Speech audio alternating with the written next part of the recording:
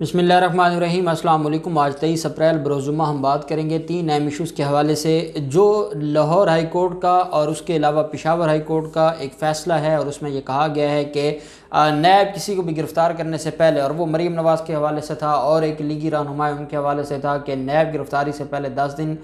Inform करेगा। उसका postmortem शुरू हो गया है सुप्रीम कोर्ट ऑफ पाकिस्तान में। जस्टिस उमरता बंदयाल साहब ने बड़ी अहम समाअत की है, वो डिटेल्स मैं आपके साथ शेयर करने लगा हूँ। साथ हम बात करेंगे उस्मान बुज़दार के ख़िलाफ़ अंदराजे मुकदमा का जो ववेला मचाया जा रहा है उसकी हकीकत क्या है, उसके ऊपर हम बात करेंगे। और पहले हम बात करना चाहूँगा मैं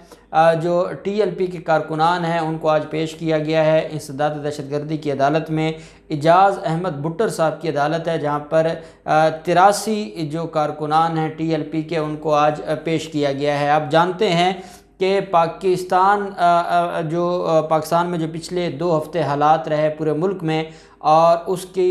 वजह क्या थी, वो TLP के एहतजाज थे और TLP के एहतजाजों की वजह से मामलात काफ़ी ख़राब हुए। उस बुनियाद पर कार्रवाइयाँ की गई थी और हज़ारों लोगों को गिरफ़्तार किया गया था। उसमें कुछ को 16 MPO के तहत गिरफ़्तार किया गया था, कुछ को अब मुकदमात में गिरफ़्तार किया गया था। अब जो 16 MPO के तहत जिनको गिरफ़्तार किया गया था उनको तो रिहा कर दिया गया है, लेकिन जिनको मुकदमात में गिरफ़्तार किया गया था उनको आज अदालत में पेश किया गया है। अब ये भी जानते हैं कि पंजाब पुलिस के सीनियर अफसरान ने एहतजाज किया है हुकूमत से और उनका ये कहना है कि हम हर दफ़ा कुर्बानियाँ देते हैं लेकिन हमारी कुर्बानियाँ रैगां चली जाती हैं। उसकी वजह यह है कि जो शर पसंद लोग हमारे ऊपर हमला करते हैं, हमारे लोगों को ज़ख्मी करते हैं। लाहौर में दो पुलिस वाले शहीद हुए, सैकड़ों पुलिस वाले ज़ख्मी हुए, लेकिन उन लोगों को रिहा करना बग़ैर कार्रवाई के ये नाइंसाफ़ी है। इससे हमारा मोराल डाउन होगा और हम क्योंकि हम पाबंद हैं रियासत और हुकूमत की रिट मानने के और उनके अहकामात मानने के, लेकिन अगर हम अहकामात मानते हैं तो हमें कुर्बानी का बकरा ना बनाया जाए, और अगर हमें किसी मामले में धकेला जाता है तो फिर हमें बैक भी किया जाए और सारे मामलात को देखा भी जाए। अब इस हद तक तो पंजाब पुलिस की तरफ से, क्योंकि जब भी कोई मामला होता है हमेशा हुकूमतों के अहकामात से ही होता है। जब सानिया मॉडल टाउन हुआ था तो उस वक्त भी कोई पंजाब पुलिस की कोई दुश्मनी तो नहीं थी उन लोगों के साथ, बल्कि उस वक्त की जो हुकूमत थी उन्होंने कहा और वो अहकामात पूरा करने में लगे रहे। ये भी ज़रूरी नहीं है कि जब आपको कोई कहता है कि किसी बेगुनाह को कत्ल करो तो कत्ल करने क्या आपके पास कोई मजबूरी नहीं है कि आप 20,000 रुपये तनख्वाह के पीछे कत्ल कर दें जैसे मॉडल टाउन में किया गया। लेकिन यहाँ मामला एहतजाज का था, एहतजाज को रोकना है आपने, और उसके लिए आपको जो भी तरीक़ाकार इस्तेमाल करना पड़े, क्योंकि जब रियासत की रिट चैलेंज हो जाती है तो रियासत की रिट चैलेंज करने के लिए फिर ये जो एग्जेक्टिव अथॉरिटीज़ हैं ये इसी चीज़ की तनख्वाह लेती हैं कि ये रियासती रिट को कायम करें। कोई पंजाब पुलिस ने भी एहसान हुकूमत पर नहीं किया कि उन्होंने अमन आमा और जो है हालात कंट्रोल में करने के लिए अगर वो वहाँ पर अपनी ड्यूटीज़ देते रहे,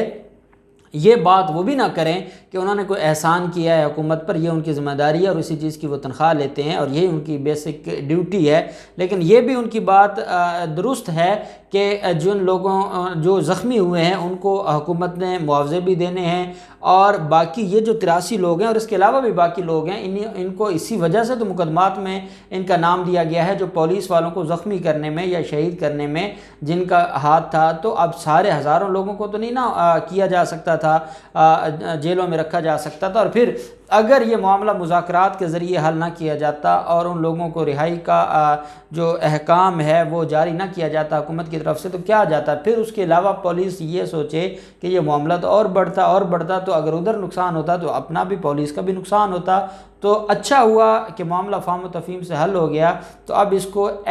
इस तरह ना इशू बनाया जाए कि आप अपने लोगों का मोराल ख़ुद डाउन करें और आप चंद जो आपके साबिक हुक्मरान जो गुज़रे हैं उनके आलाकार न बने और हुकूमत के ख़िलाफ़ जो आप अंदर से एक बगावत शुरू करना चाहते हैं पुलिस में उससे आप बाज रहें। तो खैर 83 लोग थे जो पेश हुए और इजाज़ अहमद भुट्टर साहब की अदालत में दरख्वास्त दी गई थी कि इनके मेडिकल करवाने की इजाज़त दी जाए ताकि इनका मेडिकल हो और पता चले कि कौन कौन ज़ख्मी है। तो अदालत ने जो मुल्ज़मान थे ان کا میاں منشی ہاسپٹل کے MS کو حکم دیا ہے کہ ان کی جو ہے وہ میڈیکل کیا جائے اور میڈیکل رپورٹس عدالت میں پیش کی جائیں، کیونکہ اس میں زیادہ تر لوگ وہ تھے جو زخمی تھے، یا یہ ہو سکتا ہے کہ پولیس نے تشدد کیا۔ لیکن یہ اچھی بات ہے کہ ان کی طرف سے درخواست آ گئی ہے، اور درخواست آنے کے بعد اب عدالت اس معاملے کو دیکھے گی کہ اگر کوئی کسٹڈی کے بعد اگر اس کے اوپر تشدد کیا گیا ہے تو یہ غیر قانونی ہے، اور اس کا جواب پولیس کو دینا پڑے گا، اور اس لیے اعجاز احمد بھٹر صاحب نے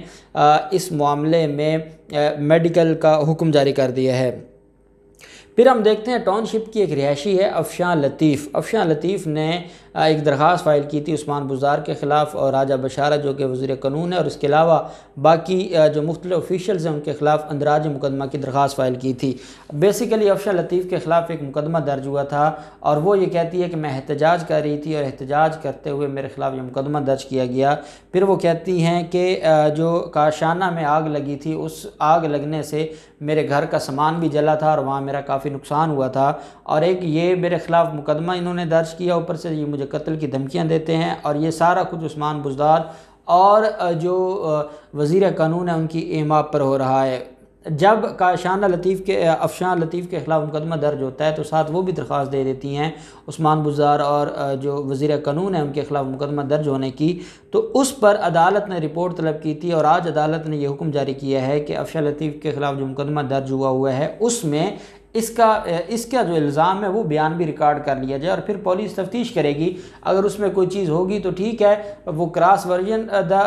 دائر کر دے گی یا درج کر دے گی، اگر نہیں ہوگی تو اس کے بیان ویسے ہی ختم ہو جائے گا، تو سیکنڈ FIR نہیں ہو سکتی کسی ایک وقوعے میں، یا دوسری دفعہ FIR نہیں ہو سکتی۔ اب یہ افشاں لطیف کے جو درخواست تھی، یہ جج ہیں مسعود وڑائد صاحب، ایڈیشنل سیشن جج صاحب، اس کو درخواست دی ہوئی تھی افشاں لطیف نے، اور اس پر آج حکم جاری ہوا ہے۔ پولیس کو کہا ہے کہ جو افشاں لطیف کے خلاف درخواست فائل ہوئی ہے اس میں ہی اس کا بیان بھی ریکارڈ کر لیا جائے، اور اس بیان میں جو یہ کہنا چاہتی ہے اس کے اوپر پھر تفتیش کر لی جائے۔ اس پر ہمارا میڈیا اب یہ خبر چلا رہا ہے کہ